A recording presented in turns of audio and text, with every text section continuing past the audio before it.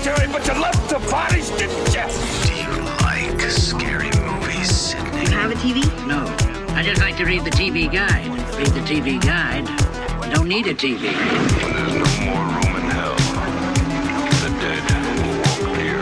Over 1,600 titles, each for rent at just $2 the first night, and only...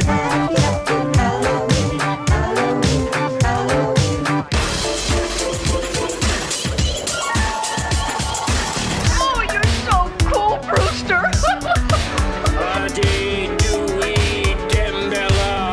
Give me the power, I beg of you. Welcome to the Frog Brothers podcast with your hosts, Justin and Alec. Hello, and welcome to episode 81 of the Frog Brothers podcast. This is Alec. I'm Justin. And Nick is still on assignment. So, yeah, that's what he's got going for him. You know. Yeah, I forgot to fix our name, so I'm literally doing that right now. I think it's going to record me, like, adjusting them, but that's cool. You're part of the process. You're seeing behind the scenes, and you feel like you're really one of us. So anyway, there's that. So it's an interesting day in the world. Facebook, Instagram, and WhatsApp have all been down most of the day, or were down for a significant portion of the day after the damning whistleblowing video was released Sunday night. So lots of conspiracy theories on the net. Yeah, it's to be honest, it's all pretty boring. Like, I mean, it's a giant corporation. We already know they don't give a fuck about people. Have you met Mark Zuckerberg? Zuckerberg bought 5,000. Yes, I have Yes. seen pictures of the man, Yes. alleged man. Yeah. Let's just say, because looks like Data from Star Trek. We all know this. We've seen the memes. We've seen the evidence. Mark Zuckerberg is probably trying to upload his personality to the internet so he can start the war that Skynet would have started after he dies. All he has to do is fucking plug in, baby. Mm-hmm. He probably does it every night. R2D2 He's style. probably You think part he's of got this a little prong that podcast. comes out and goes into his wife's parts? Her parts? Or is she fake too? I don't know. He probably has enough money to have... Don't you think he could have enough money to devise something hard and pumping? Exactly. That's probably his other inspiration. Exactly. Dr. Loveless from Wild Wild West for, those who didn't get that obscure reference. Yes. He talks about how he made himself a fake cock. And Many I even understood that as a child. Like, I understood what he meant. Yeah, well, yeah. It's, he wanted to keep his will to live and go, so he had to provide some value to his potential partners. Yeah. No wonder he's trying to take over the world. He has no cock anymore. It's fucking gone, too. Like, Yeah. It's not like it's there and you just can see it and it doesn't work, which is probably equally as sad. I think that'd be more depressing to have it and it does not work. What do you think? If you had to lose it, how would you go? Would you just not work or not have it at all? I don't know. This is taking me to a whole weird, dark place. It is Halloween month, so if you want to write a movie about the decisions a man has to make in his lifetime, maybe in his lifetime, you never know. I don't know. I've never been in that situation before. Yeah, basically picture the movie Saw, but somebody has to cut their cock off or inject it and kill it. They can either put a syringe in it and kill it, or they got to cut it off. Jesus Christ. They're going to just put the syringe in there. That's much better. That's easy. That's if all you have to do is take a shot to the dick and you're out of there. I'd be like, is there an option where I just die? Can you do that instead? Can you just shoot me in the head? Well, you could inject yourself in the brain, I'm sure. Not necessarily the way those traps are set up.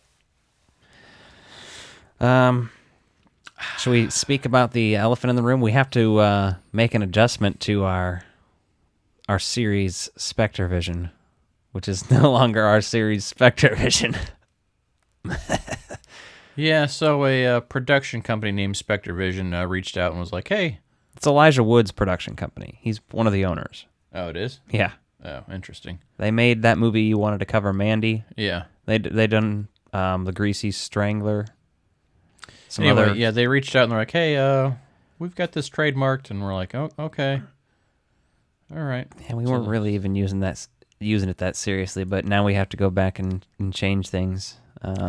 Which basically, if you've ever done any video editing, is a pain. I'm not doing it on the videos.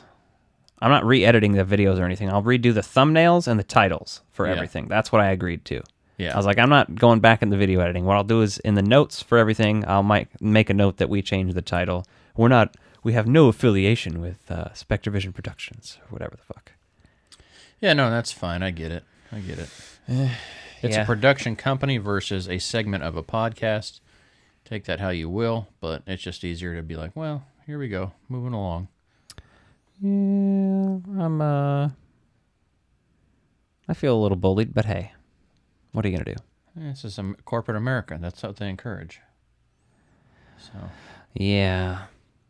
They like to leave us on red for a while the team of all of them figure out what to say to us.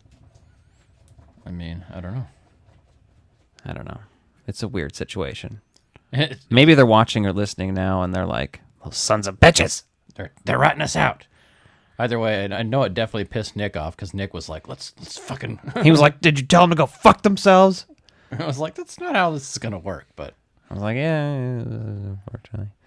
It's unfortunately that's how trademark and copyright works. Yeah, which a lot of people that are ignorant don't know the difference between the two. So, well, I mean, it sounds like you just called Nick ignorant. That's not what I would say. No. But I would say that like the Ghostbusters community is used to getting away with using copyrighted materials. Yeah, Sony. Because Sony's like, sure, it just gives us more publicity. Sony, because of the nonprofit aspect, they probably listened to our podcast and were like, "Oh, maybe we should give them a podcast on our thing, and they can do it." And then they heard about how many dicks we talked about or something, and all the horrible corpse fucking and shit like that. And they're like, "No," but I mean, that's stuff that is in horror movies. So I mean, it's right up horror movies' alley. So yeah, I don't see how know. It's right up its asshole. So that's news. We have to rename that show. We're recording an episode of it tonight. That show. We should call it That Horror Show. It's probably already a title too. Right, probably is. That's the thing. You just can't do it. We have to call it like. Well, no. There's great ways you can do this. You can be the asshole and go out and hunt for a great name, then cross-reference with an attorney and see if it's actually trademarked or copywritten, and then you can go steal that and cease and desist someone else. Happens all the time. It's very common. Well, That's how American business why don't you works. go check on Spectravision? Nah, we know the way they've actually released stuff. So, and if Elijah's wood was hard enough to make the. Yeah, I imagine he's the one DMing us, but he's not. Like, the guy put his name and everything, and I won't obviously tell any of you full details or read the DMs, but I could. I could read the DMs right now. I could spill the tea, as the kids would say, on YouTube. I don't think anyone really gives a fuck, to exactly. be honest with you. This is like our drama. And this is how it feels real, though. I don't even really, it doesn't bother me at all. I'm like, whatever. I know you're irritated by it just because that's a lot of work for you to do on the YouTube channel, because more it's or less than anything. Oh, and on the regular podcast feed. I have to change both feeds. Yeah. Redo both 2 styles of artwork for everything. Yeah. As well as coming up with a name. And going forward, I have to re-record the voiceover for it. Oh, yeah. Welcome back to Spectravision. I mean, whatever it's going to be called. Because it'll be titled at a later date. We obviously titled it Spectravision because I was trying to make it sound like Monster Vision from, Joe Bob back on TNT and shit in the 90s. A show like that. Mm-hmm. Just talking about horror. So we were like, Spectravision, that kind of works. Kind of sounds a little spooky. Sounds cool. But like Ghost Vision, no, that doesn't work. No. Phantom Vision, nope, just doesn't flow off the tongue. Blood Vision, no, that's a thing. I even looked up Splatter Vision, but if you look that up, it's some sort of weird fucking thing hunters use. So is Blood Vision. It's like a type of glasses. I'm like, you fuckers, stop doing that. Blood Vision should be a metal band, if anything else. I'd have been okay with like that. And like, oh yeah, it's already a metal band name. But it's fucking deals with like fucking dudes with worse goatees than you, fucking hunting deer in the woods and shit. Fuck those guys. That's weird. I thought you were going to say it was like a porn category, and I was like, well, I haven't heard of that yet, but new day for everything. So, yeah, we need to come up with a title for that. We're not going to do it right now, though, because that would just be because we already dragged on frivolous. And on about that. I don't know. I think people like to hear our opinions about things that are happening to us. I think so. We've been victimized. You're getting. I can't even say that with a straight face. Yeah. I don't know. I don't know. We got no other news to really talk about. I feel like there's been some news, but I don't recall. There's been so much shit going on. Vans dropped all that horror collection. And I actually saw some of those in person. The shoes they looked cool at first, and then I saw the camouflage on them, and I was like, ooh, that's horrific. I get what they're going for with it, but it looks bad. So no. Well, they did creepers for the Lost Boys, which I'm like, oh, okay, I could see creepers, but do you see anyone actually wear creepers in there? Then none of them wear fucking Vans. They're all wearing boots and shit. Yeah. So it makes sense to do a creeper because I think the closest creeper is style, the yeah. most goth shoe that you can get from clearly. probably Vans. Yeah, no, that makes sense, but it was just like very boring. It's like a little decorated on the inside. If it was just the red and the black without the camouflage, I would very much dig it because they tend to do way too many over-the-top color schemes and like put people's faces on there and shit. Like I don't want shoes with the Jaws shark on them and shit. Well, I saw them at the mall over the weekend, and like they had a display of them out, and they didn't have the creepers, so I couldn't see what those looked like in person. But the Freddy sneaker was like underwhelming in person. Like the whole line was. I was just like, eh. Yeah. And I know there's a lot of places out there you can do like custom prints on shoes and shit now, even through Vans, like where you could actually do your own design. Probably. Yeah, better. I thought about ordering. A lot of people order Twin Peaks ones with like the chevron pattern on part of it, and then just red, that nice red. Yep, for the curtains. Yeah.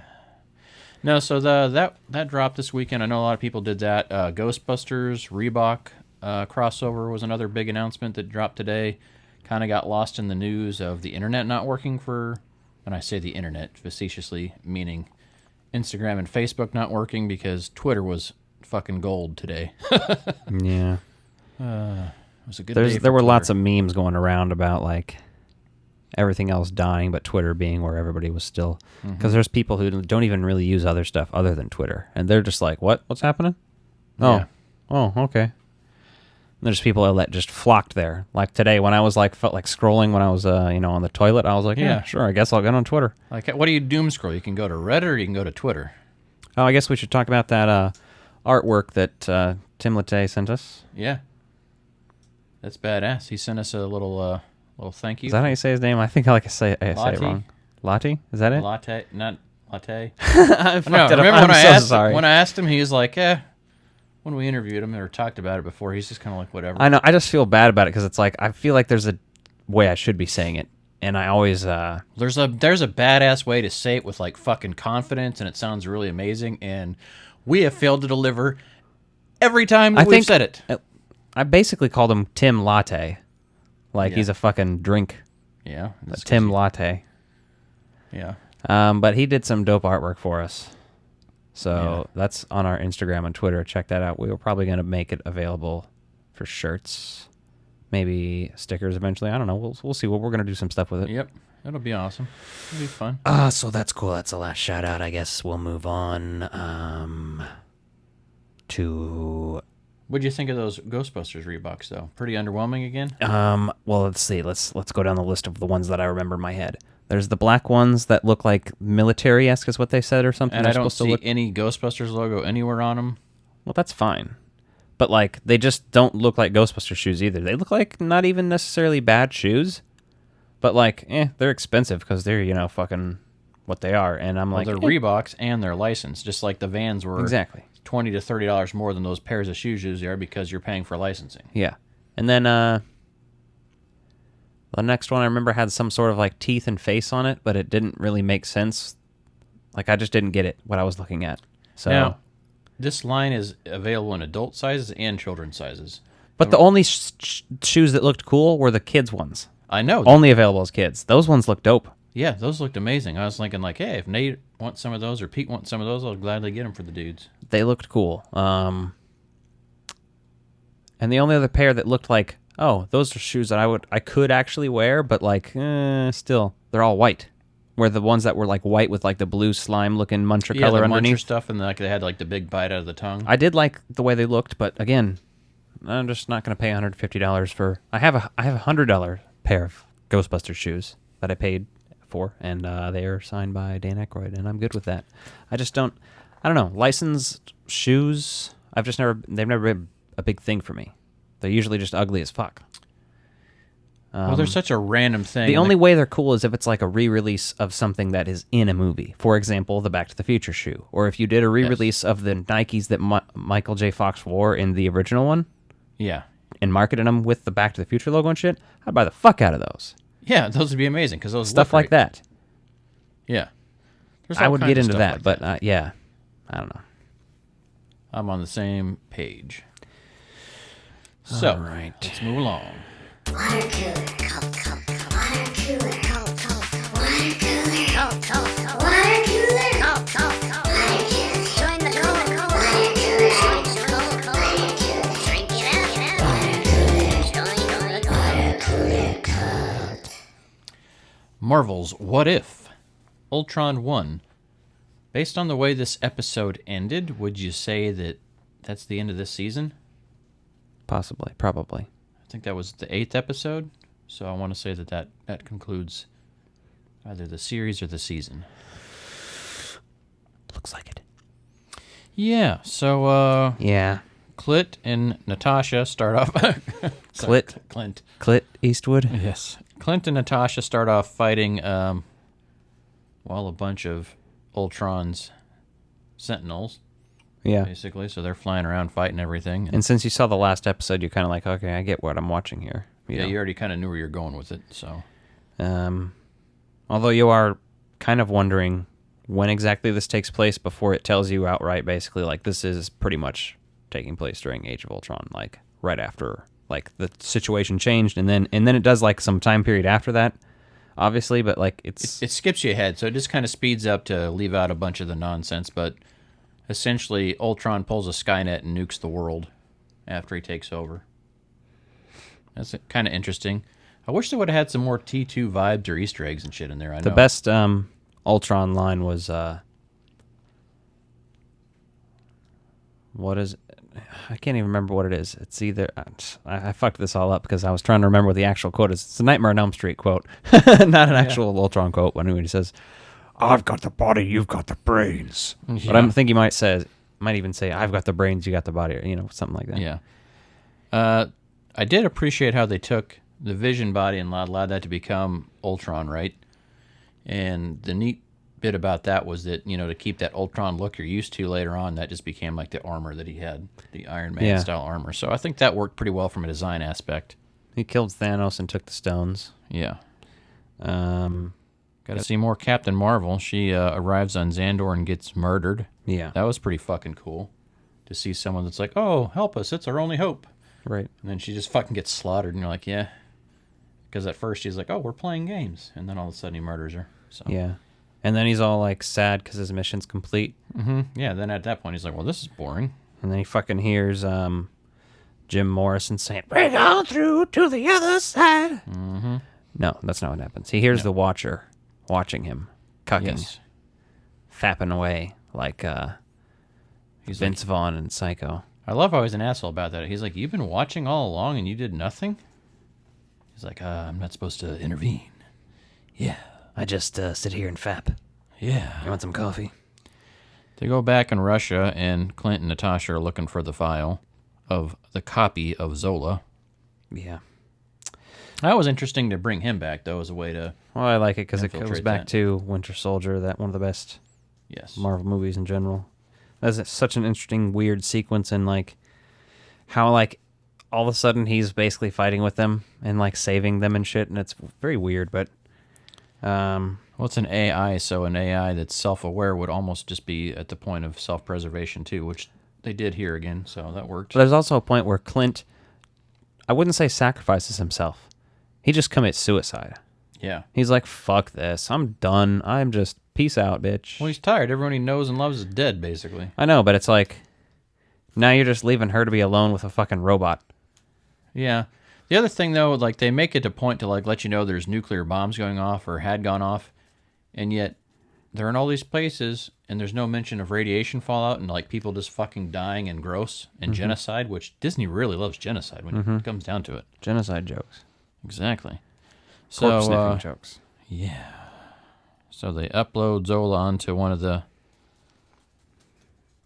sentinels. And he's like, basically. I can't reach the thing. He must be out of the universe. Yeah, he must be out of town. We keeps getting his voicemails on one of them cassette recorder thing, mobs. So, yeah. And He then you called, get and I wasn't home. I was out at the supermarket. And when I got home, he had called, so he had left a voicemail, and he said, hey, trying to hook up with you later, if you know what I mean. I just got a couple new butt plugs. Well, try them out. Call me. Mm-hmm. You got my number. That's pretty much the end of the episode. Then the Watcher fights him for a minute, I guess. And is Yeah, like, they break through a lot of barriers, right? Just multiverses. it's like kind of interesting to watch, but also like, yep, I get it. Yeah, there's some stuff going on. You're like, okay. Yep. Okay. Didn't hate this episode. It's pretty action packed, and it's a lot different than from some of the other ones. So I think it. I liked it enough. I thought it was my favorite at one point, and it still might be. Just the way it flowed, I think it was well executed. With the evil Doctor Strange being at the end, the Watcher's like, "Hey, bitch," and Doctor Strange is like, "You're gonna have to beg me and suck my cock, Yeah. or I'm not gonna do anything for you." He's like, bow down to my behemoth dick. He's like, "I know you've watched a lot of people suck dick before. You know how to do it better than anyone. So your money watch where your me mouth is." unzip my pants, and I'll watch you swallow my lap hog." That's what Doctor Strange. That's how the Lap hog. episode It's ended. such a bizarre way to call your penis. Lap hog. I don't know. I've heard it somewhere. Obviously, I'm not like originating the term. Originating. No. I mean, it's just funny that you say that. I just think that that's kind of funny. It would be funny if he said that. Yeah. Well, You wanna. What are we doing next, Doctor? I guess we'll just do the Top five.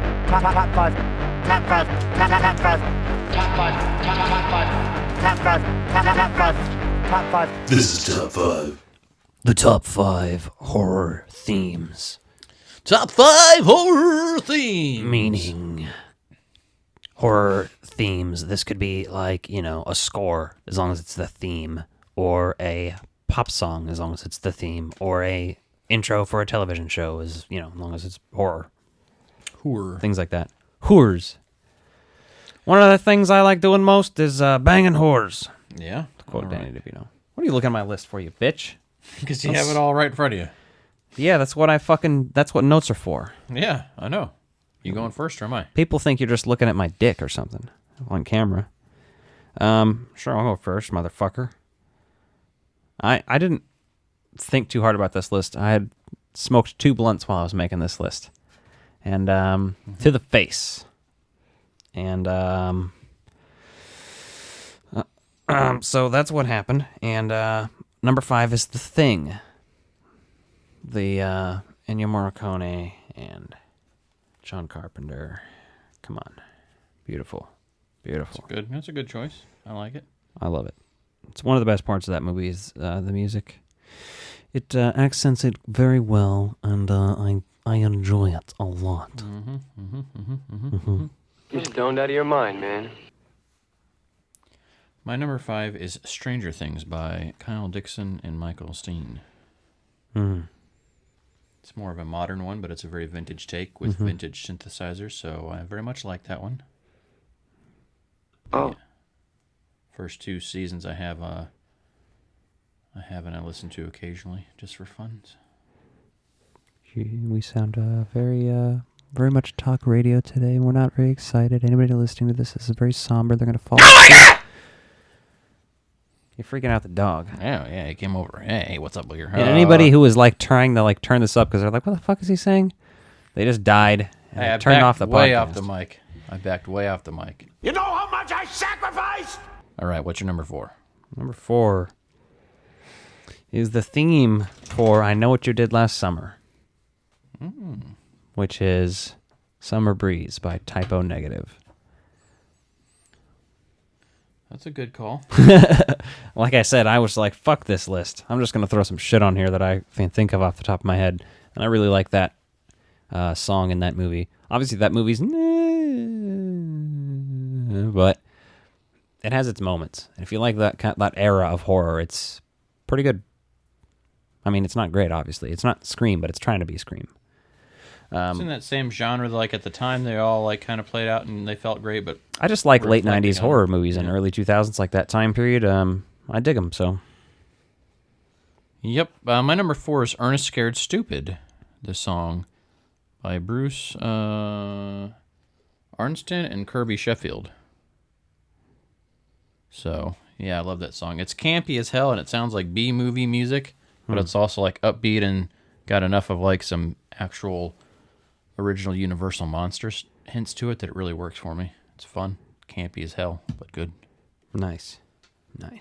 Number 3. Number 3 for me.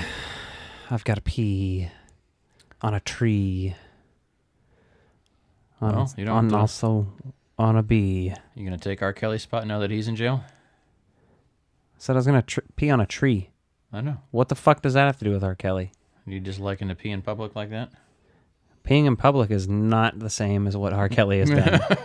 Wow. He basically has a fucking sex cult. Yeah, where he pees on people. I mean, he peed on the one girl for sure. I don't know if that's like a regular occurrence. I guess it would be, probably. If anything, he's gotten worse. He probably shits on him now, too. Oh, I guarantee he shits on people. I guarantee that. You're going to like the way you look. I guarantee it. As far as a horror theme goes, I do have one suggestion that I just now thought of, and it is something that's sung by R. Kelly. Do you have your passports? Did you get your shots? Girl, would you like to come back with Rob to America? Yeah, you should look that up on YouTube. That's a real song he sings. Yeah, he sings that when he's recruiting people. In Africa. So that's creepy. Yeah, that was my number 3, Goosebumps. What is your number 3? Did you already say it? No, but Goosebumps is your number 3. My number 3 is Monster Squad. The song. Monster Squad. Rock Until You Drop. That song's amazing. I played it part of it for you before, and you're like, what is that? That's like really up-tempo, like pop cheesy. Yeah, like I was thinking, I'm curious. It's either a silly movie or like a kid's movie, so. I haven't seen that one. I've seen that one like twice. So it's still relatively new to me, so I don't recognize it instantly like you. But my number 2 is the Gremlins rag. Yeah, that's fucking solid, isn't it? I fucking love the music in Gremlins, so. My number 2 was Halloween by John Carpenter. What the fuck was that? You hitting your knees? Yeah. Aw, poor man. Alex got to console his dog because he's abusing himself. My number 1 is the Halloween theme because I feel like that just defines things a certain way. It's more recognizable than some other things, and you could have also put maybe the Exorcist theme here, maybe. But my number 1 is the Nightmare on Elm Street theme. Yeah, it's got that very recognizable lick. It's a little slower. I mean, Halloween theme is a little bit more terrifying just because it's faster paced, but the Nightmare on Elm Street 1 does have that dreamy feeling that like works very well for like sleepy and terrified. So I like that one a lot. I just feel like there's somebody definitely. Like, if somebody's listening to the podcast, it probably sounds like I'm jerking off right now. It also kind of probably looks like it on the thing, but yeah, I'm petting the dog's ears. Just trust me, if I'm also was masturbating next to me, I would have to remove myself. I'm moving around on the microphone like... He's J&O. I had to console this poor pooch because he hit his knees on the table going in. It was like those loud thuds you heard. Yeah. So my honorable mentions were Suspiria and Cry Little Sister and Exorcist. All right, well, let's get to it. We didn't, spend 45 hours thinking about that list. Oh, let's get to it, huh? Is that what you're saying? Yeah. You want to get to it? Yes, I do. You want to... You know what I just watched? Me pulling a can off some moron's fist? Return of the Jedi. Did you see Alien? When that creature was in that guy's stomach? Oh my god! Oh my god! You ever seen that really old movie? Empire Strikes Back? Jesus, Tony. Welcome to Retro Release Reviews. Welcome to the Rocky Horror Picture Show review. Mm-hmm. I've wanted to review this since we started, but I kind of wanted to wait till we had more of an audience, and at least somebody's going to hear this now. So, yeah, it's a good choice. From 1975, Yeah, and I think it wasn't even a stage show until 1973, so this is rather a quick turnaround for... And almost the entire cast from the stage show is the cast of the movie. Yeah, so it was a pretty quick turnaround to put it to film, which is, nothing wrong with that, so... Stage play was put together, and the part of the screenplay was written by, as well, Richard O'Brien, who plays Riff Raff. Mm-hmm. And I think it was originally, the stage show was just called The Rocky Horror Show. Didn't have the picture on it until they made it the motion picture. So that would be logical. Fun little fact there. It's silly because it's taken like all these horror and sci-fi B movies and like really ramping up the cheese of that and made it into a musical. So yeah, it's great. The cast, obviously, we got Tim Curry, most iconic probably role from obviously this movie. Maybe Susan Sarandon as Janet, maybe is the next one, but you also got Barry Bostwick as Brad, Richard O'Brien, as we talked about, as Riff Raff, Patricia Quinn as Magenta, Nell Campbell as Columbia, Meatloaf as Eddie, and what's the guy who played Dr. Scott? I don't have that written down, but he's probably the only other character that you'd want to maybe include in that list of main people. I don't know. I'm less knowledgeable than some people about this movie, but I'm a huge fan. I've learned a lot about it, so we're gonna talk about this one. It opens up with a cool song, the science fiction double feature. Yeah, with mouth singing, floating in space. Mm-hmm. That's a pretty cool opening for that, really. Oh, yeah. I mean, because that's something completely different than what they would have been able to do with the stage show. So I like how they took some liberties here. And there's really a bunch of references to all those movies and shit in this, too. And I love how, the lyrics even, like mini musicals, the lyrics and the songs kind of help you along through the plot because it's replacing dialogue to some degree, so. Yeah. But it's definitely entertaining. We get that kickoff with that wedding, though, after we get going. And at first you're like, whose wedding is this? And they're just at the wedding. And then they realize they're so in love that, Brad has to propose to Janet. But do you realize that Tim Curry and Richard O'Brien are in this scene? Ooh, no, where are they at? You've never realized that? I noticed it every time. They stick out like goddamn sore thumbs. They're in the wedding party, like in the very back. They're standing at they're the tallest people because they're standing at the top of this church stairs or whatever. Oh, okay. Yeah. Are they just in regular outfits? I think is Magenta there too? Probably, I'd imagine. But yeah, at least them. Yeah, they're in regular outfits, so Tim Curry doesn't have any makeup on or anything. Interesting. But they're there. I never really paid that much attention to the background cast because I'm just like, that's my least favorite part of the film. Is that opener is just kind of boring for me. I fucking love that song. You do? Damn it, Janet. Well, damn it, Janet. Yeah, once the music's going, but like the whole little wedding thing that's before that, just like it's. You have to get into it, though. I mean, it has to start somewhere. It doesn't last that long before they're into that song. No, it doesn't. And that song's a good one. Damn it, Janet, yeah. I really love the skillful way you beat the other girls to the bride's bouquet. Mm-hmm. I love that shit. Yeah, I like all of these songs. Like, there's certain ones that I used to not like as much, and this definitely used to be one of the ones I didn't care for as much, but, like, I've listened to this fucking CD so many times that, like, I just fucking eat it all up now. Well, you got it helps if you're able to, pay attention to the plot point with it, too, because the lyrics telling you that is exactly what when he makes says, it work. Let's go see the man who began it when we met in his science exam. Yep. And then they're trying to go see Dr. Scott. Mm-hmm. Which, when they're in the car there, that's funny because Nixon's on the fucking radio and shit. Yeah. Which is funny because it'll say it on the little subtitles. Nixon on the radio. Yeah. Well, after their car breaks down, like you see them walking out in the rain. Hey, I think there was a castle we drove by. Yeah, and this song is another good one. The There's a Light one. The best part is the riff raff solo. Yeah. Which I actually learned and practiced for a long time. I don't have it now in my head. God damn it. Fortunately. Janet. Hey, what? He does like... He says some really weird shit, so that's why the lyrics are kind of hard to remember. And then he ends with like the into my life, into my life, there's a light. It's fucking hilarious. It's called comedy, Justin. Have you heard of it? Just back off the mic when you're screaming like that. Oh, eat my asshole. No, you're complaining about me clipping the mic earlier, and you're the one doing it on purpose. That's because it's funny. No, I wasn't complaining about you clipping it. Annoying. Well, that's because you're old. If it's not funny, you're old. No, you're just a dick. All right. So Dr. Frankenfurter, his entrance with his song, one of the most iconic and quoted songs from this whole flick. Coming down that fucking badass elevator. Well, there's the time warp. You're going to skip over the time warp, and everyone's going to hate you. Yeah.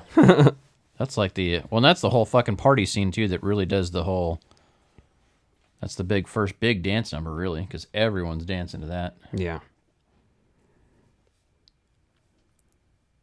Let's see. Yeah, the Sweet Transvestite song. It's one of the best songs in the movie. Well, I mean, for your introduction to Dr. Frankenfurter, he comes in and just fucking kicks ass. And Tim Curry just does not give a fuck. I mean, he's just so in tune with his role and his character that, like, just fucking knocks out of the park because he's just 100% that character. No doubt in your mind about it. Yeah, he you could tell he does great because he did the stage performance. Like, it just works. Everything he does. I love what he invites him up to the lab, too. Like, that's the whole thing. The line about the satanic mechanic. Yeah, I mean, he's making reference to that he's making Rocky in the song lyrics as the elevator exits. And then everyone's like, hey, you guys are really lucky to get invited up there. Nobody usually gets invited up there to his lab. Right. Which is pretty badass. Let's see. And he goes up in the elevator by himself, and then the next group is like the servants, obviously, and Janet and Brad go up that time too. Yeah, they go up to his lab, which I'm convinced is the Black Lodge. Because there's red curtains draping over shit. There's naked statues. Yes. And there's also people singing. The only thing that needs to be superimposed is the chevron pattern on the floor. So then you really start to figure out some of these other characters, right? You see Magenta's in there, Columbia, and Riff Raff. Just trying to get an idea of what they got going on there. And then, obviously, they're kind of working with Frankenfurter around this crowd. The crowd on that is, like, so fucking new wave. And, you know, this is in, like, 80 or 75, so way ahead of its time as far as costuming and everything else. Like, you could see, like, in pop culture where the costumes from that scene, like, really translated well into the 80s because it just pops up all over as far as the dress style, the sunglasses, everything. So much of that really just carried over mainstream. Fun seeing that, though, like, seeing something influence and then realizing the significance it had on it later on because I never really paid that much attention to the background shit before. Yeah, a lot of the weird sci-fi stuff that happens then when he's trying to, like, wake up Rocky and shit. Mm-hmm. We'll bring Rocky to life, yeah. Yeah. Talking about, like, a fucking sonic oscillator and shit. Yeah, and it's pretty cool. They've got him wrapped up like a mummy, you know, so they've got that whole thing going, and then they drop down that device that drops all the water in there, or into the water, basically just looks like ink. They don't really explain what it is, not that it really matters, but... Yeah, it's just sci-fi shit. But that's also ahead of its time, too, because that really made a huge rainbow hue, like, through the water there, and, like, kind of stands out there. So I was like, oh, okay. I thought that was pretty well done and looked pretty neat. And then Rocky Horror wakes up, and this is about all you hear from Rocky, because he comes up and does his whole song and dance to sing about himself. Yeah, one of my least favorites. I just don't care for it. I don't know. It's just not as memorable as some of the other ones, right? You know, and there's other stuff that's fine, but even the one after this one that Frankenfurter sings, "Make You a Man," I also don't like that one as much, but it's okay. It's a little bit better than the other one. But then Eddie breaks out of the freezer on his motorbike, and Eddie's the best, and Eddie rules. And I love Meatloaf, and I love this song. Yeah, that's an amazing fucking tune. Eddie makes his entrance, his icy entrance, I said, because he's kind of like frosted over when he comes out. Yeah, and then he fucking rides his motorbike all around there, and that's pretty fucking dope.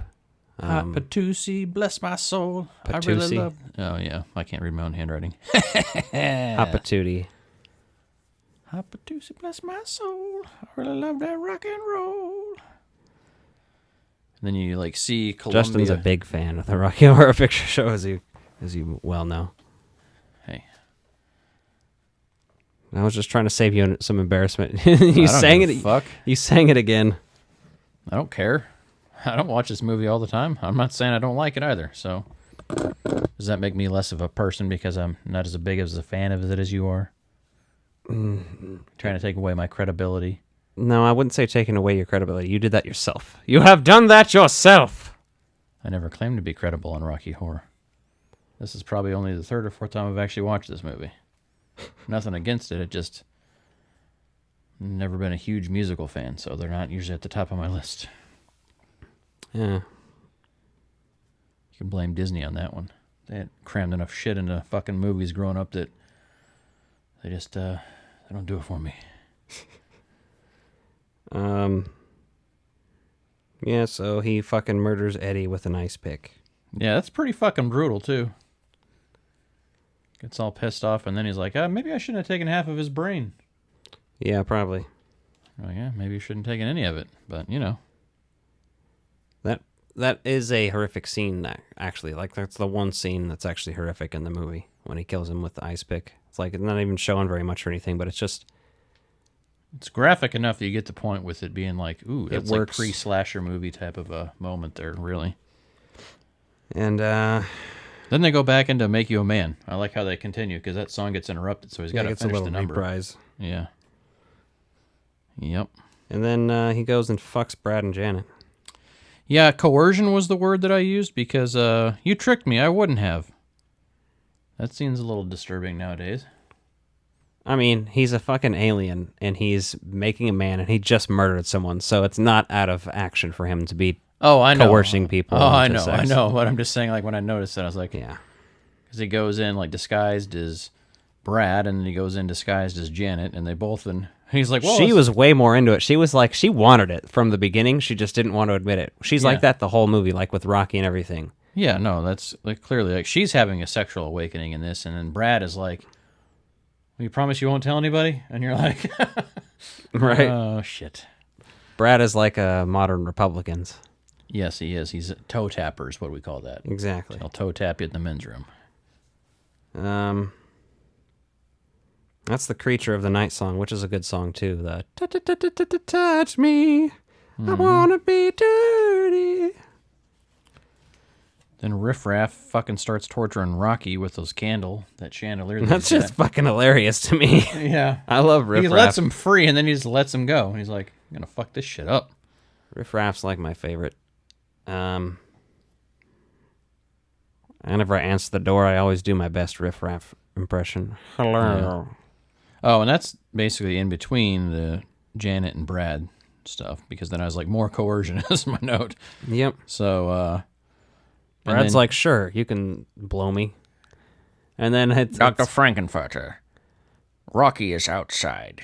And they're like, release the dogs to go get him. Well, it's funny because he's trying to get him, and he's like, coming! And you're like, coming. Yes. Yes. But he's not coming, Brad's coming. Yes. He's working on Brad. He's slurping up that Brad sausage. Columbia and Magenta mimicking the Touch Me song is pretty funny, though. Mm-hmm. Well, of course, that one chick does that nasally singing voice on purpose that's like borderline obnoxious, but it's like supposed to be satire of the other people, so it's kind of entertaining. I don't know, it works. Yeah. I'm here for it. I would like to be a sandwich between those two. Even though this is almost 50 years old at this point. Well. It's disappointing. It was like 16 years old when I was born. That's fucked up. It's a few years away from 50 now. Yeah. You've seen Tim Curry? Tom Curry. Have you seen Tom Curry lately? Tom Curry! You and that guy that dressed up in ladies' underpants and sang a song? No, he's the guy. He's in Congo. Oh, yeah, he's the guy that fight the monkeys. And Home Alone 2. Lost to New York. Yeah. Yeah, that guy. No, so the Earthling line by Riff Raff.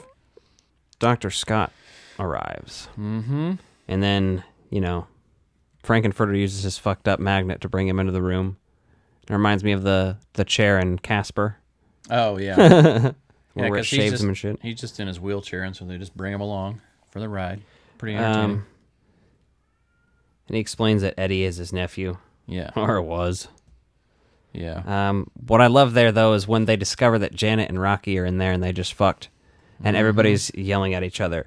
Janet! Dr. Scott! Brad! Rocky! And every time Rocky doesn't say anything, he just goes, looks at him. It's fucking amazing. Actor that portrayed Rocky quit acting after that because he said he watched the movie and it was so bad. He's like, I hate my role in that.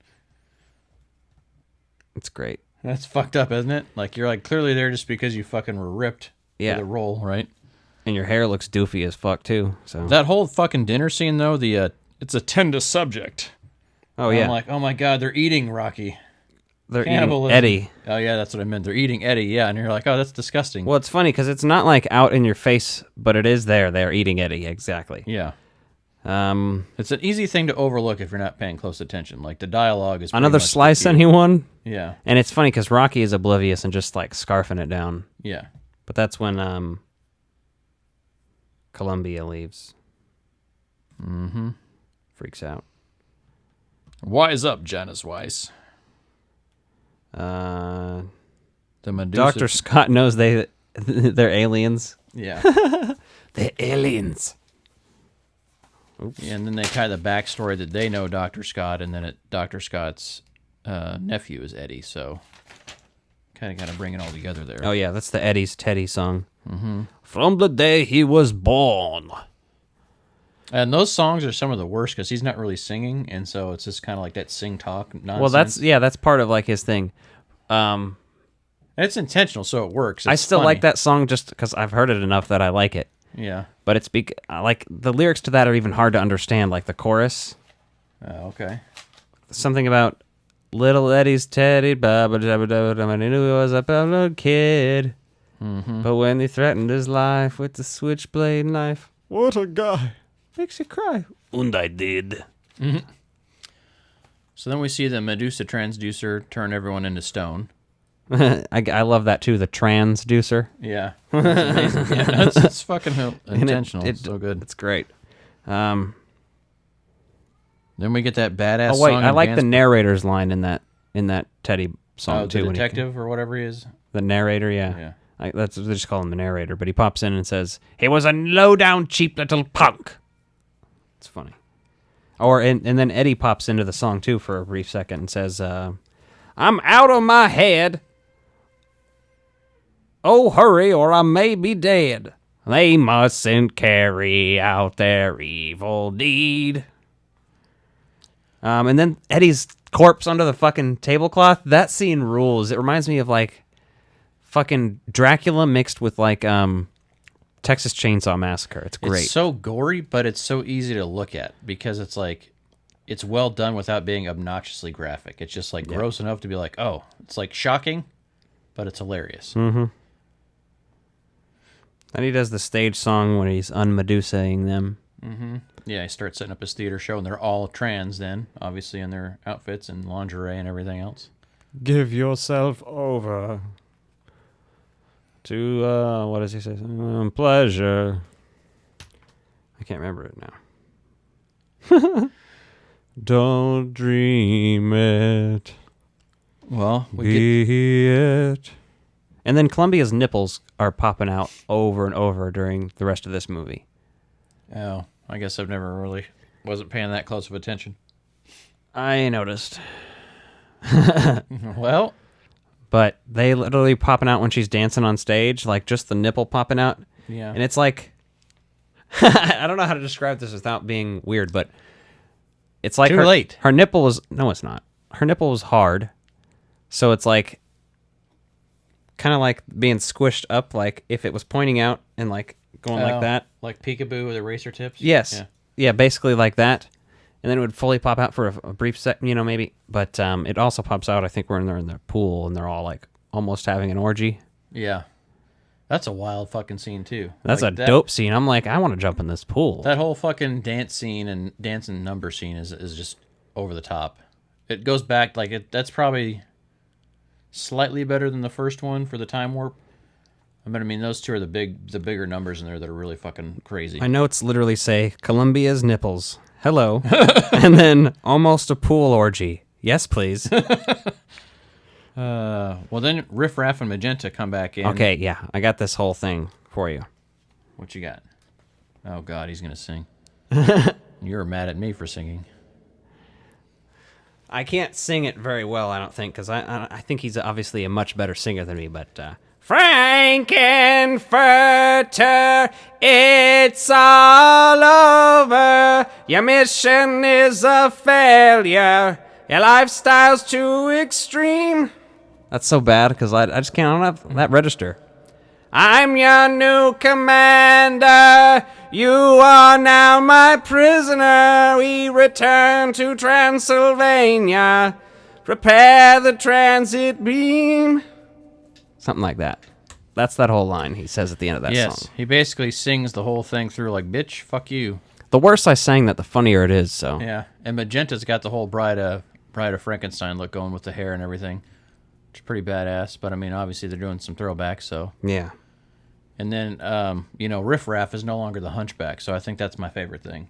Like, this motherfucker's hunching around the whole time, and all of a sudden he's like, bitch, I'm the boss. Yeah. I love their outfits, too. Oh, it's hilarious. Those space outfits are fucking amazing. Like, you almost wish there's more of that shit in the movie, because that straight up looks so like, awesome. Like, obviously the other things are just sexy in general, but that genuinely looks like a porno outfit, so. Yes, it looks like a spoof porno outfit. Yeah. That's great. And then, he fucking shoots and kills Columbia. Yeah, he lasers Columbia, yep. And then Frank gets lasered. He does the I'm Going Home song. Mm-hmm. And that song is, I can, whatever. Not too great. It's good for what it is, and it's good closure, and it like, watching it is better than just listening to that one. Like, that's one of the ones I don't like to, but it also, I don't know.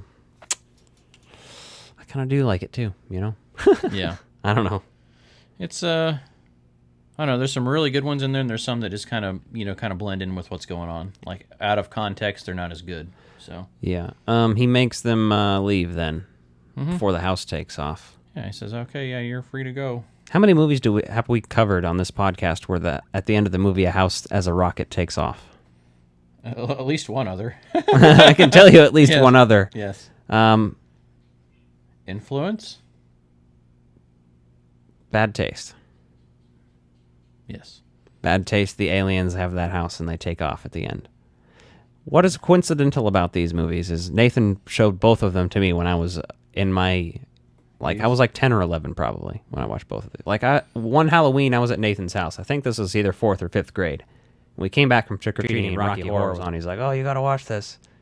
It's like he had, an older brother, an older sister, and his parents had fucking dope film taste, so they let him watch shit like this. And I was never exposed to that at home, so that's how I learned about Rocky Horror. And this movie is just like a sexual awakening for some people. I suppose it could be a sexual awakening for straight people as well, but I imagine more so for LGBTQ and stuff like that. I definitely... Well, the vibes of it are definitely there for that, right? But I think anyone can appreciate it because it's like, whatever. Oh, for sure. I just mean, appreciate it or be, actually, watching this and being like, this is... Moved and emotionally I want to be at connected this to party. This is, for real. Yeah. This is how I want to live. I'm going to tell you, that's a better party than Eyes Wide Shut. I don't know. We might cover that in Christmas time because it's that'd be fun. Yeah, Tom Cruise standing on a milk crate to be as tall as his wife. And Kubrick, Yeah, exactly. They never liked me. Riff Raff. That's one of his last lines. I think that's great. So I love Riff Raff. Yeah, I don't have a bunch more to say on this, but I do love it. as we see here. If you take it as being intentionally campy, soundtrack. it's definitely a fun movie, right? Even if you don't like musicals. Good old VHS. There you go. I got the Blu-ray too. I had the DVD. I think I gave it to Lucas though when I had a bunch of Blu-rays I had copies of. I gave him a bunch, and I don't think he even has those anymore. But I don't know what he did with them. Either way, I wish I had the DVD still too, just for the fuck of it now. Yep. So that's that. But we do have another segment to go before we say goodbye today. Yes, we do. As we say goodbye to the original run. We now return to the real Ghostbusters. Diane, 11:30 a.m., February 24th. Entering the town of Twin Peaks. Pretty good. Bill Murray's the funniest man on the planet. Episode by episode. Episode by episode. Welcome to the Frog Brothers podcast. Are we in the Black Lodge? I hope so. I think Sign so. me up. I'm ready to go. I recorded that last night because... well, if you're going to do Twin Peaks, you may as well go out on a high note. Yeah. Well, we had some difficulties recording the ending of this, so we're doing it again real quick for you. We just talked some Twin Peaks. We're going to do it again. We're back on Twin Peaks. Did we make it through the theme music or not? We did. We made it through the theme music, and we made it through me showing off the backwards clip. Oh. But then we didn't get really much into the episode. So, yeah, we're gonna pick it back up. This is probably my top 5 episodes of TV ever made. I like the at the beginning you get Lucy and Andy talking. They're like comforting each other at the police station. Mm-hmm. And I like Lucy and Andy. I don't like the subplot with Dick and them. Dick I just would prefer annoying, them yeah. to just be them. That was, again, one of those soap opera elements that just kind of carried through, and you're like, yeah, whatever. But yeah, it's much better just those two. And I like how Andy's like committing to being the father there, basically saying he's going to be there. He's like, I'm going to be there. What did he say? My sperms. My sperms. They're good. Had it on a sandwich last night. Cooper, Harry, and Hawk in Harry's office, looking at the map, trying to figure it out. Pete barging in. Grand Theft Auto. The log lady stole my truck. And Harry says Ghostwood. Yeah, this part's fucking hilarious. I just love the whole scene where Pete's in the background just occasionally throwing shit out there. But it's usually not even to what they're saying at first. Like, he's just still talking about his truck because they're not really listening to him. They're more concerned about the other thing. Yeah, they're like, Pete, Wyndham Earl stole your truck. Yeah.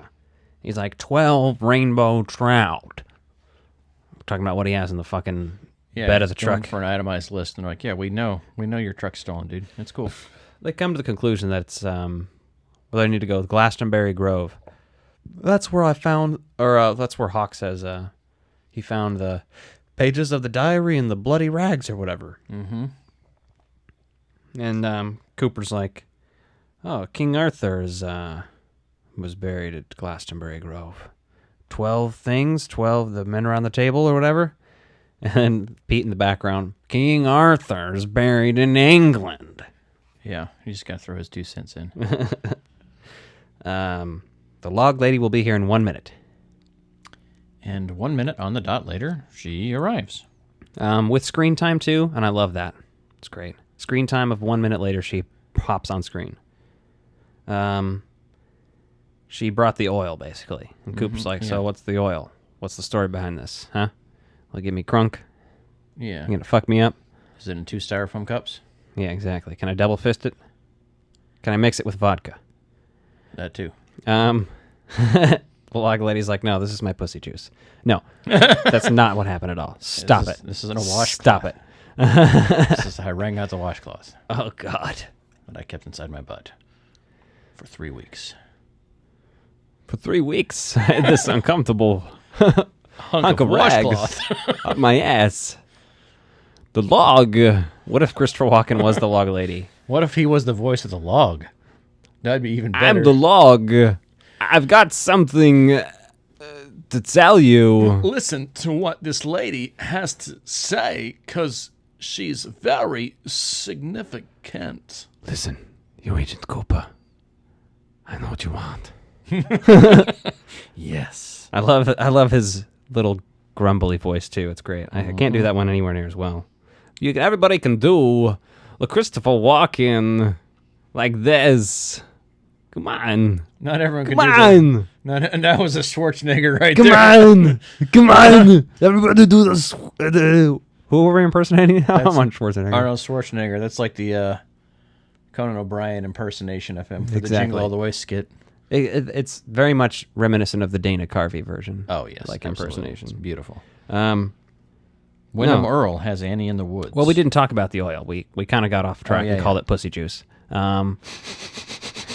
The oil is a gateway, she says, that her husband discovered on the last night that he was around before he died. Yeah, and Dale proceeds to open the lid and smells it immediately and then stiffs it right in it reminds me of Harry's snoot. Like, I bet you could play this around with Belle Delphine's bathwater. Do you remember that? Belle Delphine selling it. Do you know who Belle Delphine is? Mm-mm. Oh, you don't know internet culture like I do. It's you watch enough fucking YouTube videos and you hear all about it, but she was the one selling her bathwater for a minute. Oh. And the internet made memes about it for a while. Because people were that attracted to her. And she didn't ever even like show her nipples or anything like that. She finally released a porno video like last year. Oh, like actually like fucking a dude, I think. But she finally like run out of... But it's like very exclusive and like, I obviously haven't seen that or anything. I'm not about to pay for that shit. I don't give a fuck. I don't... But it's very interesting because she also sent H3 Podcast a jar of her spit. And I imagine that like now that jar of spit looks like this oil. Probably. Yeah, I can't imagine that aged well. She's like, this is Belle Delphine's spit. And he like opens the jar and smells it. Belle Delphine just sounds like a plan. Del Griffith. Belle Delphine. I think she's European or something. I don't fucking know that much about her, dude. I don't know. But yeah, they both take a big whiff out of that. Yeah, they sniff it. Yeah. The opening of the Black Lodge. The little circle, the black in the ground, which is it looks like a salt ring around on the circle there. Basically. Yeah, kind of. Like yeah, they for set that up or something. I don't know. It's weird. I think that's just how it's supposed to be naturally, but it's very bizarre. The 12 trees around it. The curtains appear and they go in, and by they I do mean Wyndham Earl and Annie. Then when they jump over to Nadine, and Nadine's being like, she's basically slapping Mike off of her because she's like, "What? What are you doing to me?" Yeah, and he's all like, "Well, I really liked the way you touched my penis." Yeah, he's like, "We really had a special thing going." Yeah, and that's pretty wild because, you know, he's trying to figure out Nadine, trying to figure out like what her state of mind is at that point. How old are you? How old are you? 35, you moron. And I just love, like, you sense that anger back at her, and she goes from having that young, energetic way she portrays her voice. She didn't hate being alive yet. Yeah, exactly. Yeah, she went back to being youthful and vibrant, and then went back to being apparently 35 and on the verge of death because she makes, and they all look so fucking old. Yeah, they all look 10 years older than they're saying they are. There's no way fucking Big Ed is 35. Yeah. Just fuck off with that. Yeah, and Norma, I mean, didn't they all go to school together? So yeah. It's like Norma. They all went to high school together. Yeah, so yeah, none of them look that way. I mean, Nadine looks haggard as fuck, just partly because she's got that eye patch going and she looks strung out. They definitely look closer to 40. They could probably be 40, and you'd call them 40, and I probably wouldn't question it very much. Yeah, I'd agree with that. Hayward attacks Ben. Dr. Hayward attacks Ben. When Ben's over there, and he's like, listen, I want to do the right thing, and Donna's like, I know. And then he fucking attacks him. It looks like he kills him. He doesn't kill him, but it looks like he kills him. Yeah, I mean, he's bleeding out of the face behind his glasses, and so you're just assume that he's there in the way everyone's hovering over him. But hey, guess what? You don't get to figure out his fate for another... what? Until 2017. Yeah. And this aired in 91. Cooper and Harry show up. Cooper finds a spot, goes in the Black Lodge. Well, the waiting room. We'll get there. And that's pretty interesting when he sees that, because Harry's over there watching him go in, and he's like, my God. And I think his reaction's pretty important just because he's fascinated by it, because he's always been the skeptic in all this. Like, man, I don't really know if I love Dale, but I don't know if I like Dale's weird-ass ways of doing shit. But he supports Dale enough because he gets results. Yes, exactly. And so they expect results. And so for him to actually see that moment, I think, is one of those changing points, which is why it's really disappointing we don't get much out of Sheriff Harry Truman. Yeah, he should have done some more shit there, but he's in there, and you get the Under the Sycamores song. Mm-hmm. And the singer's singing in a regular voice for being in the Black Lodge. Yeah. Which is very noteworthy, in my opinion. Well, again, the waiting room, but we'll get there. Yeah. The coffee metaphor thing, I don't know how much I buy into that other people buy into about his courage being intact and then liquid and then melting and stuff, and then the wow, wow, wow being about a bargain. It's fascinating, but also at the same time, like David Lynch one time said about, there's a scene in, is that even in the pilot? Or if it's not in the pilot, it's in the second episode, but where fucking Hawk is holding the pot of rocks for Cooper to throw. Mm-hmm. And when he's saying the names, Leo Johnson throws the rocks at the bottles. Hawk is wearing oven mitts. And Hawk was, the actor was like, why am I going to wear oven mitts? And he just said, I want to see you in oven mitts. So either he does legit want to see him in oven mitts, or me as an audience member, I'm seeing that and thinking, oh, Cooper probably doesn't want Hawk to touch that to interfere with him touching the rock and doing that thing. Yes. Mm-hmm. Like to not get his touch on it. So it's one of those things. David Lynch just does things, but also you don't know. His shit's also ambiguous. You can kind of take it your own way, which I think he fucking loves to death too, because he'd probably tell no one that they're wrong. Keep your eye on the donut, not the hole. Exactly. That way you put your dick through it. It's a big enough donut. I'm a girthy boy.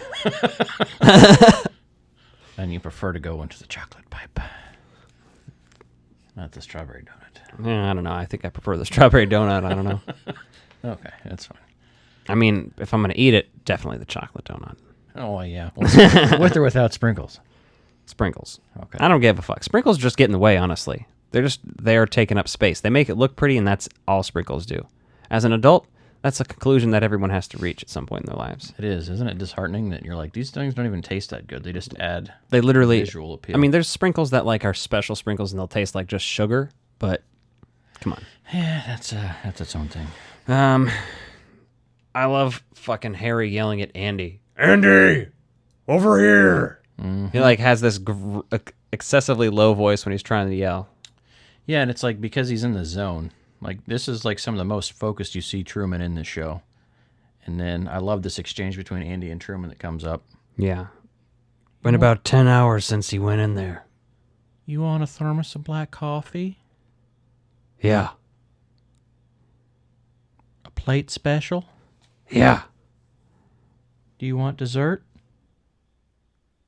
Yeah. Do you want some pie? Harry, do you want some pie?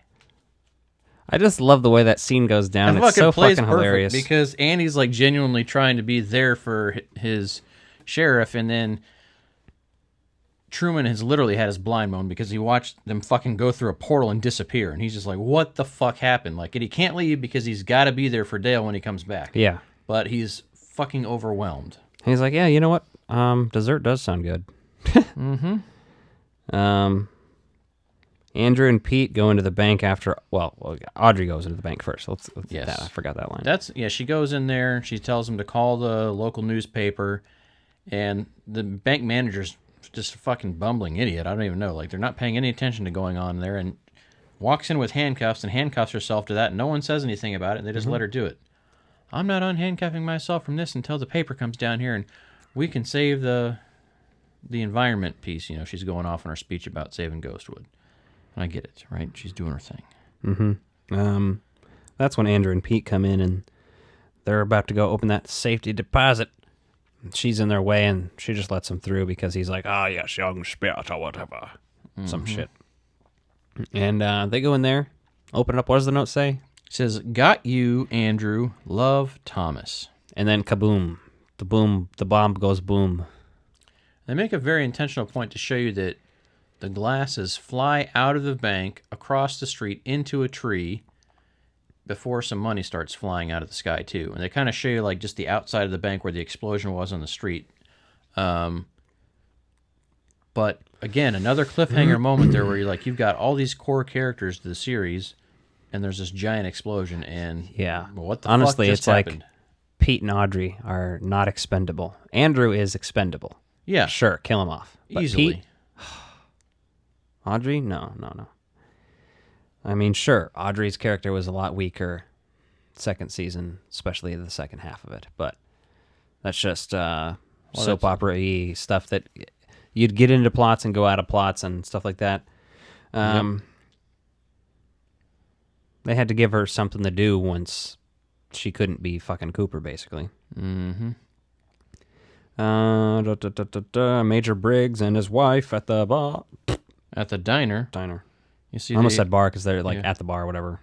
Yeah, but Bobby is at the bar counter and talking to Shelley and asks her to marry him. Yeah. And she's like, "I'm still wearing Leo's ring." Right? And you're like, why the fuck would you still be wearing that? Yeah, that fucking abusive asshole. Like, why would you have his You ring would have on? took that off the day that motherfucker was shot or whatever. Yeah, even if you were taking care of him before he ran away, now that he's a missing person and everything else, like, you think you'd be like, whatever. You wouldn't be fucking Bobby and wearing that wedding ring like after Leo was fucked up. Unless Bobby had a fetish for it. I guess. I mean, he could have been into the whole, like, wife swapping thing, and maybe that was a thing for him, but this is, like, 91, so I don't think that was a big thing then. Not the way it is now, right? Fucking people's wives is fun, don't you know? Just ask Bobby. Exactly. Or me. No, I'm just kidding. Oh, your name's Bobby? My co-host, But no, Bobby, really. over here. For sure. If you want me to fuck your wife and you film it, just give us an email.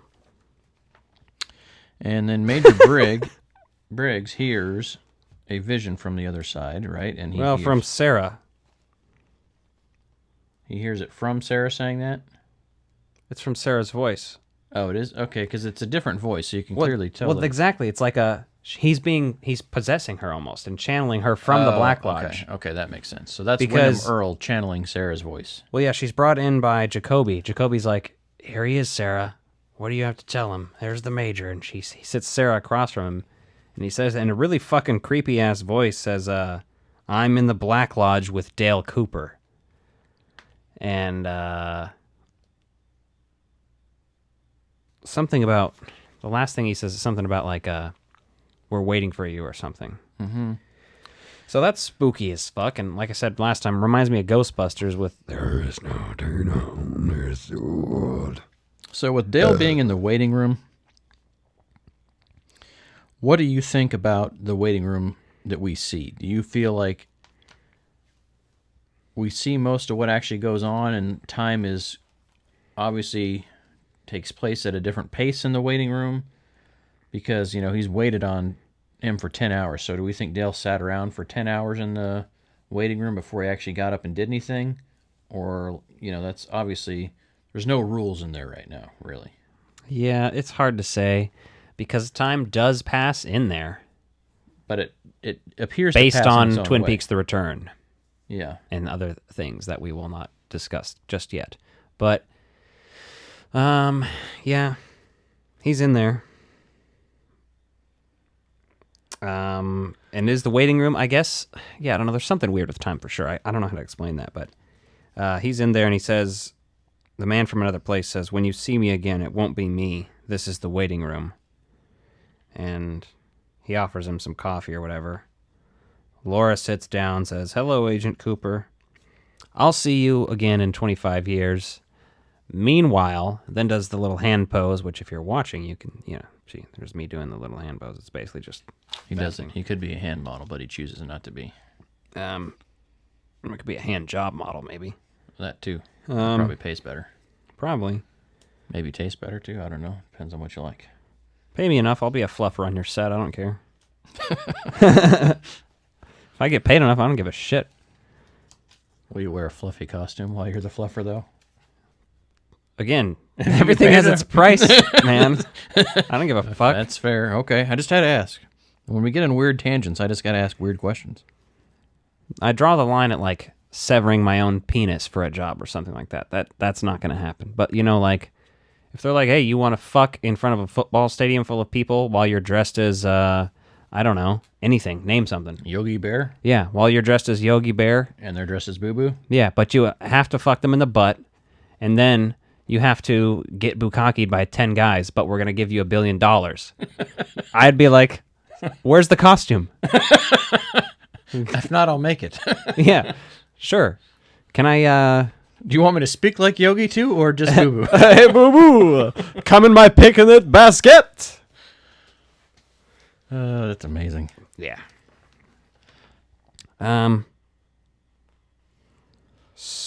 Where are we at here? Oh, yes, the hand pose. The old butler gives him the coffee. The old butler from before when he was shot. Yes. And, the giant is the one who sits down, though. Like, he's morphed into him. And he says, one and the same. Basically revealing that he's been him the whole time. Coffee turns into the oil. Little dude, man from another place, says, fire walk with me, and isn't that where the wow, Bob, wow? Yeah, that's what I was going to say. I didn't have that specific one written down, but wow, Bob, wow. Another very fire famous line. Walk with me. Then some more screaming and strobe lights. Hallway. He goes into the hallway, which there's obviously hallways on both sides, and they lead infinitely to ugly to ugly. So it's very interesting. Just like eventually one of those lead to what? Oh, the camera stopped for a second when he hit it. This dog's trying to be the bane of this podcast right now. He's like, fuck your podcast. Yeah.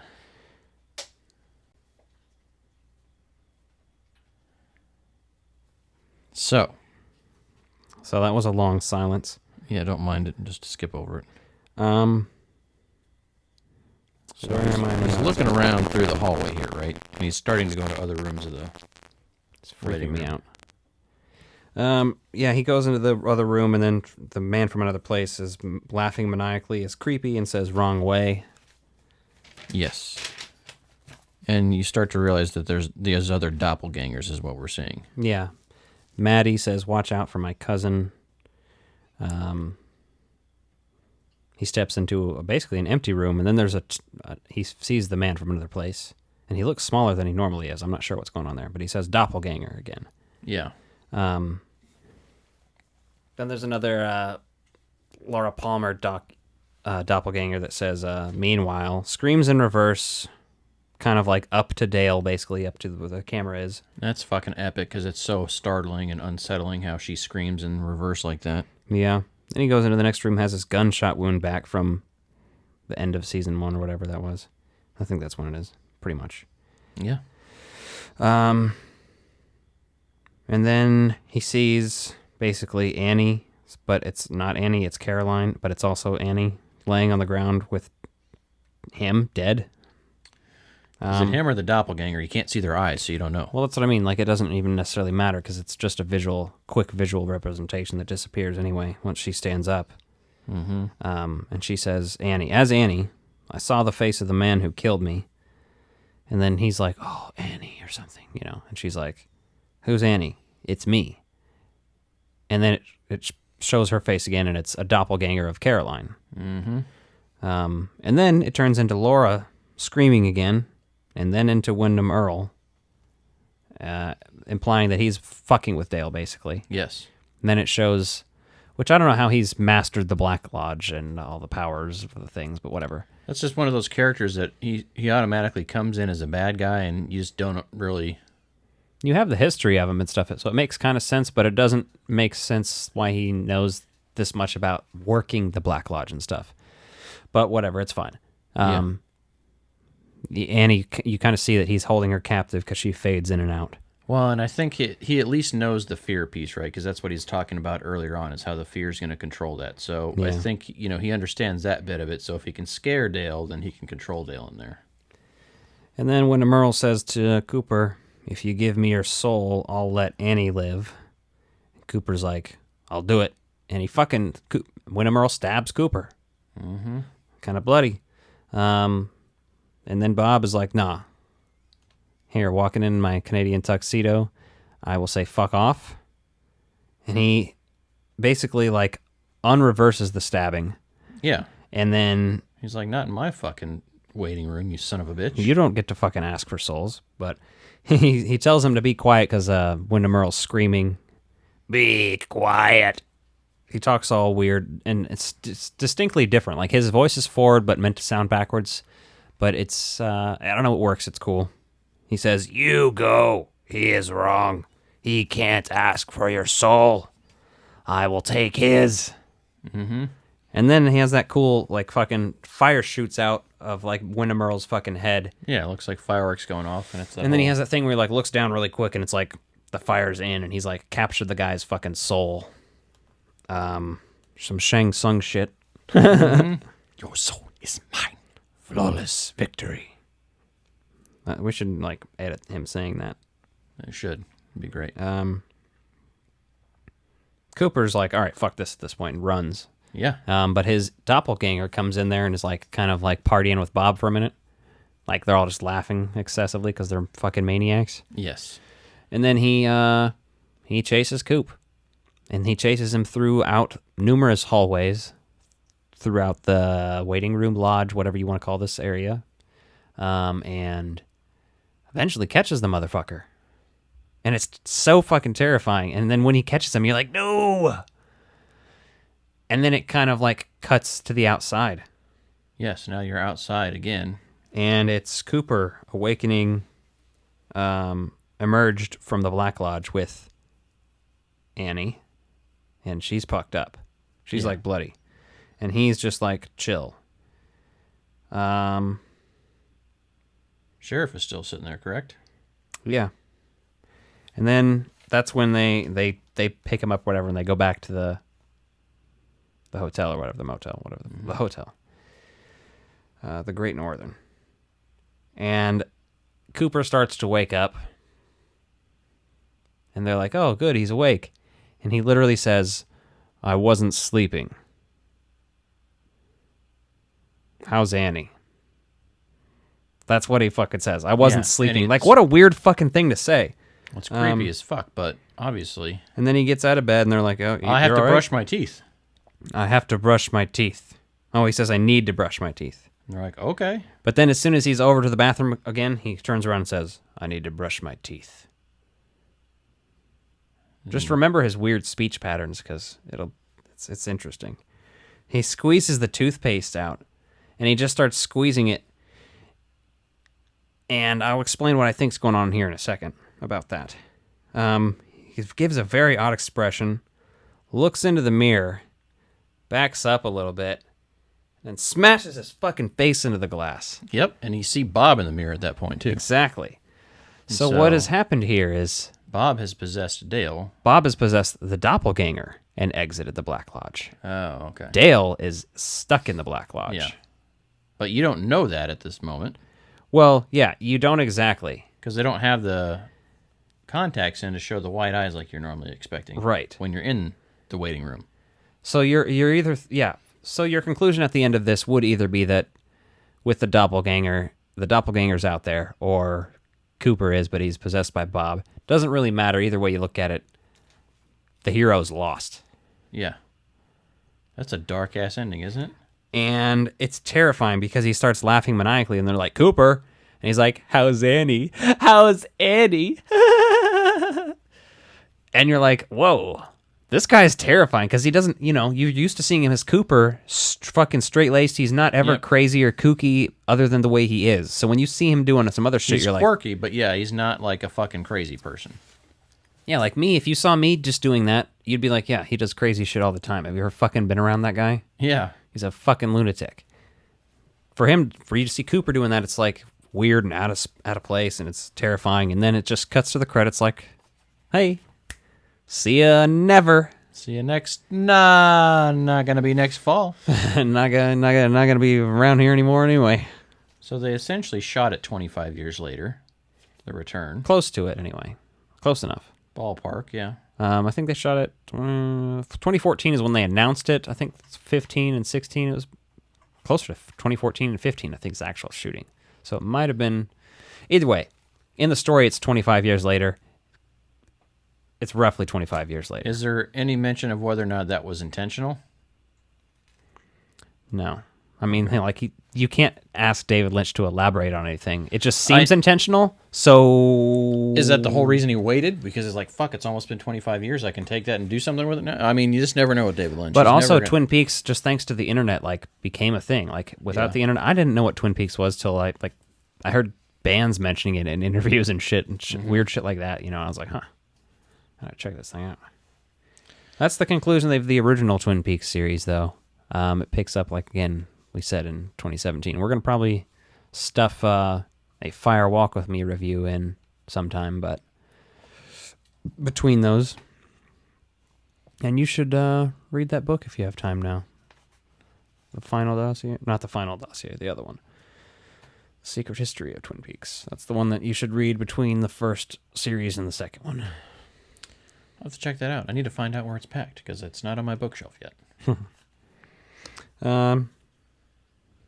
Yeah, so we're going to pick back up with The Return, or Season 3, whatever you want to call it, in November.